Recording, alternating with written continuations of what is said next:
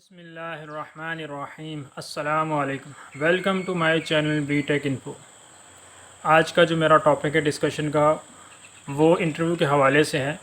लेकिन टॉपिक की तरफ जाने से पहले आपसे कुछ रिक्वेस्ट करनी है कि मेरे इस चैनल के बनाने का पर्पज़ ये है कि मैं जो इन्फॉर्मेशन है और जो अवेयरनेस है जो आप लोगों तक पहुंचाना चाहता हूं, मैं ये चाहता हूं कि ये मैक्सिमम लोगों तक पहुंच जाए। तो इसके लिए आपसे पहले तो रिक्वेस्ट ये है कि जितना मैक्सिमम हो सके इस वीडियोस को लोगों तक पहुंचाएं, ताकि जो हमारे दोस्त हैं, जो हमारे भाई हैं, जिनको इंटरव्यूज़ के हवाले से प्रॉब्लम्स आ रही हैं, डॉक्यूमेंट्स के हवाले से प्रॉब्लम्स आ रही हैं या किसी भी हवाले से प्रॉब्लम्स हैं, जिसकी डिस्क्रिप्शन मैंने अपने इस ग्रुप की स्टार्टिंग में भी दी है कि इस चैनल का जो पर्पज़ है वो क्या है। तो उस हवाले से आप लोगों से रिक्वेस्ट ये है कि इसको जितना मैक्सिमम हो सके, ताकि हो सकता है कि किसी का भला हमारी वजह से हो जाए, और वैसे भी जब हम किसी के लिए आसानी करेंगे तो हमारे लिए आसानी होगी। ये मेरा आप लोगों के लिए मैसेज है। और चलते हैं अपनी वीडियो की तरफ। जो आज का मेरा टॉपिक है वो आपसे डिस्कशन करनी है मैंने इंटरव्यू के हवाले से, कि हमें जो प्रॉब्लम्स आती हैं जॉब में इंटरव्यूज़ के हवाले से, उसमें सबसे पहले हमारे किस किस चीज़ को हमने मद्देनज़र रखना है। कि हमने इंटरव्यू में जो प्रॉब्लम्स हैं उसमें देखना है कि हमें प्रॉब्लम्स क्या हैं डॉक्यूमेंट्स के हवाले से, और इंटरव्यू के दौरान हमें क्या प्रॉब्लम्स आ सकती हैं। क्योंकि रिसेंटली मैं एक इंटरव्यू में से गुज़रा तो वहाँ से मुझे आइडिया हुआ कि इंटरव्यू के हवाले से भी हमें अपने दोस्तों को कुछ ना कुछ आगाही देनी चाहिए, ताकि जो लोग इंटरव्यूज़ में फ़ेल हो जाते हैं, इंटरव्यूज़ के में जाकर कंफ्यूज हो जाते हैं या उनकी बॉडी में शेकनेस आ जाती है, तो उसको वो कैसे रिमूव कर सकते हैं ताकि वो कॉन्फिडेंटली अपने आप को एक्सप्रेस कर सकें। जैसा कि आपने मेरी लास्ट वीडियो देखी है इंग्लिश के हवाले से, तो इंटरव्यू का भी एक ये गुड पॉइंट है कि आपको इंग्लिश आनी चाहिए, इंग्लिश में अपने डॉक्यूमेंट्स को डिफेंड करना आना चाहिए, इंग्लिश में अपने आप को डिफेंड करना आना चाहिए। ये इंटरव्यू की एक बेस्ट टेक्निक है। उसके अलावा जब आप किसी भी जगह इंटरव्यूज़ के लिए जाते हैं तो उसमें जो सबसे पहले हमें प्रॉब्लम आती है वो हमारे डॉक्यूमेंट्स की आती है, कि हमारे डॉक्यूमेंट्स जिस तरह हमारा एम्प्लॉयर चाहता है, जिस कंपनी में हम इंटरव्यू देने के लिए जा रहे हैं उसके अकॉर्डिंगली हमने डॉक्यूमेंट्स मैनेज ही नहीं किए होते। तो सबसे पहले तो हमने अपने डॉक्यूमेंट्स मैनेज करने,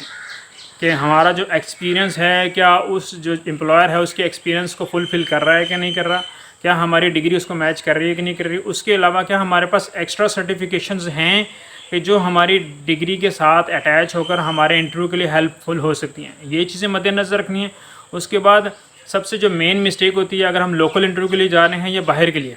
तो उसमें ये होती है कि हम लोगों को अपना एक सेट ऑलरेडी हमारे पास होना चाहिए,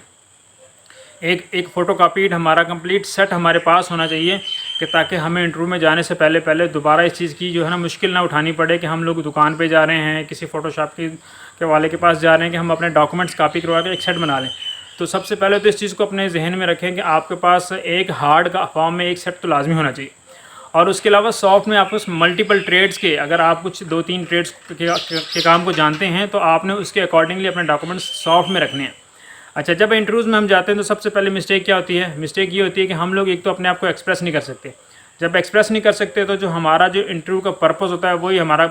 ख़त्म हो जाता है। यानी हम लोग इस कदर कन्फ्यूज़ हो जाते हैं कि एम्प्लॉयर हमसे कुछ सवाल पूछता है, हम उसका आंसर कुछ देते हैं, और जब एक आंसर एम्प्लॉयर ने हमें रिफ्यूज़ कर दिया कि आपने इसका जी ये तो ठीक नहीं है, तो हम क्या होता है कन्फ्यूज़ हो जाते हैं। दूसरी बात यह है कि जो एम्प्लॉयर हमसे डिमांड कर रहा है उसने अगर हमसे एक क्वेश्चन पूछा है कि व्हाट इज़ सेफ्टी, या व्हाट इज़ योर नेम, या डिस्क्राइब योर सेल्फ, या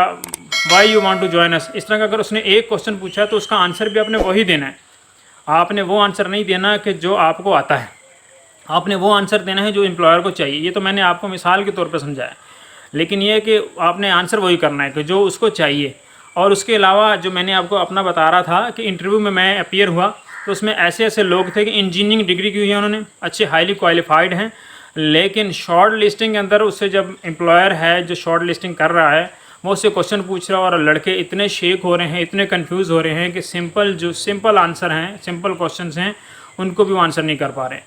तो इसीलिए जब तक हम प्रैक्टिस नहीं करेंगे हम लोग इन चीज़ों के ऊपर अबूर हासिल नहीं कर सकेंगे। ये छोटी छोटी मिस्टेक्स हैं जो हम समझते हैं कि हम लोग मौके के ऊपर क्या है कि हम डिफेंड कर लेंगे, लेकिन जब इंटरव्यू आता है तो क्या होता है कि हम लोग इसको डिफेंड नहीं कर पा रहे होते, जिसकी वजह से हमारी इतनी कन्फ्यूजन होती है कि जो है एम्प्लॉयर हमारे फर्स्ट इंप्रेशन के ऊपर ही हमें वहाँ से निकाल देते हैं कि जी आप हमारे लिए फुलफ़िल नहीं है, हमारी जो रिक्वायरमेंट को पूरा नहीं कर पा रहे हैं, तो आप जा सकते हैं। तो इसलिए इंटरव्यू एक तरह से हमारा अपना ऑडिट भी होता है कि हमारे डॉक्यूमेंट्स कंप्लीट हैं कि नहीं हैं, आया इस जॉब के लिए हम लोग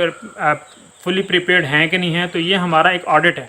कि इंटरव्यूज़ आते रहते हैं, लेकिन जब तक हम उसके लिए अपने आप को प्रिपेयर नहीं करेंगे, अपनी मिस्टेक्स को दोहराएंगे नहीं, तब तक क्या होगा कि हम एक अच्छे इंटरव्यूज़ के तौर पर तैयार नहीं हो सकेंगे। तो इसलिए आज की जो वीडियो इंटरव्यू के हवाले से थी कि हम लोग अपने आप को फुली प्रिपेयर कैसे करें। उसके अलावा एक जो सबसे बड़ी मिस्टेक हमारे अंदर एक और भी आती है कि हमारी जो ड्रेसिंग है ना, वो ड्रेसिंग हमारी इस काबिल नहीं होती कि हम लोग जॉब के लिए अप्लाई कर सकें। एम्प्लॉयर सबसे पहले हमारी लुक को देखता है, हमारे एटीट्यूड को देखता है। उसके अलावा इंटरव्यू में जब हम जाते हैं तो जो कंपनीज़ के साथ जो लोग आए होते हैं, जो उनके अकाउंटेंट्स हैं या उनके टी बॉयज़ हैं या उनके जितने भी वर्कर्स होते हैं, जो उनके साथ इंटरव्यूज़ जो क्रू होता है उसके साथ जो लोग आए होते हैं, वो भी इस चीज़ को जज कर रहे होते हैं कि किस लड़के का एटीट्यूड कैसा है, इस लड़के का एटीट्यूड कैसा है, और वही चीज़ भी हमारी फ़ाइल के अंदर उस मेंशन की जाती है। और उन लोगों से भी, जो एम्प्लॉयर है, हम अपने लोगों से भी इस चीज़ से, इस हवाले से आगाही और उनसे मालूमात ले रहे होते हैं कि इस लड़के का क्या एटीट्यूड है। और हो सकता है कि वो उनके अच्छे एम्प्लॉयज़ हों जिनको हम normal office boy, T boys समझ रहे होते हैं। तो इसलिए हर हिसाब से हम लोगों को मेंटली तौर पर और फिज़िकली तौर पर प्रिपेयर होकर जाना है, ताकि हमारी कोई भी मिस्टेक जो है वो हमें जॉब से निकाल ना दे इंटरव्यू के हवाले से। तो इसलिए ये जो मेरी आज की वीडियो है ये इंटरव्यू के हवाले से है, ताकि हम लोग जो मिस्टेक्स करते हैं उसको हम रिमूव करें। उसके अलावा जो हमारा सिटिंग का एरिया होता है, या हम सिटिंग हमने बैठनी होती है, तो इंटरव्यू के सामने कभी भी कैजुअल ना बैठें,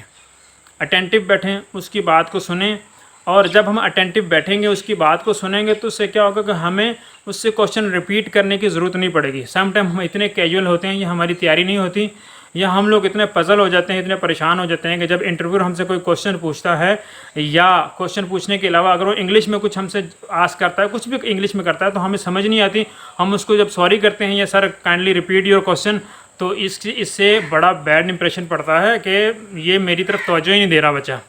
तो इस वजह से एक तो उसको अटेंटिव, आपने फुल अटेंटिव होना है, उसकी तरफ कंसंट्रेट करना है। और उसके अलावा अगर इंटरव्यूअर आपके तरफ तवज्जो नहीं दे रहा, उस इंटरव्यूअर ने आपसे कोई क्वेश्चन पूछा है और वो आपकी तरफ तवज्जो नहीं दे रहा, तो इसका मकसद ये नहीं है कि आप रुक जाएं या आप आंसर ना दें। वो जस्ट आपको चेक कर रहा होता है कि आया अगर मैं इससे अपनी तवज्जो हटाता हूँ तो क्या ये मेरे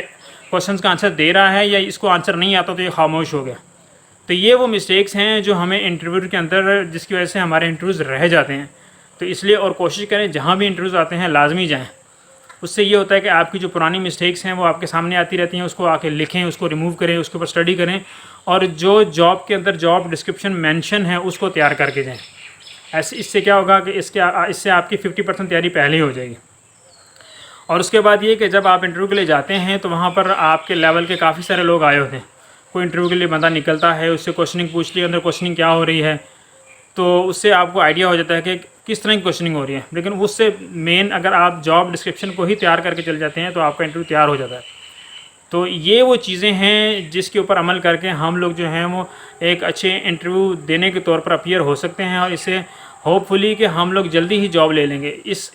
ये जो वजूहात बयान की गई हैं, इन वजूहात की वजह से ही काफ़ी सारे जो लोग हैं उनके इंटरव्यू जो सही नहीं होते और वो इंटरव्यू में सेलेक्ट नहीं हो पाते। तो उम्मीद करता हूँ कि आपको ये वीडियो इंटरव्यू के हवाले से पसंद आई होगी, और अगर आपको पसंद आई तो इसको आगे भी शेयर करें, ताकि जो लोग हमारे इस वजह से जो इंटरव्यू नहीं दे सक रहे या प्रॉब्लम्स उनको आ रहे हैं, तो वो ताकि उनको कुछ ना कुछ यहाँ से टिप्स मिल जाएं, कुछ अवेयरनेस मिल जाए, ताकि वो अपने फ्यूचर के हवाले से, अपने डॉक्यूमेंट्स के हवाले से, इंटरव्यूज़ के हवाले से, वो लोकल हैं या इंटरनेशनल लेवल पे हैं, उस पर अपने आप को तैयार करके अच्छी जॉब हासिल कर सकें। उम्मीद करता हूँ आपको वीडियो पसंद आई होगी। बहुत शुक्रिया। अस्सलाम वालेकुम।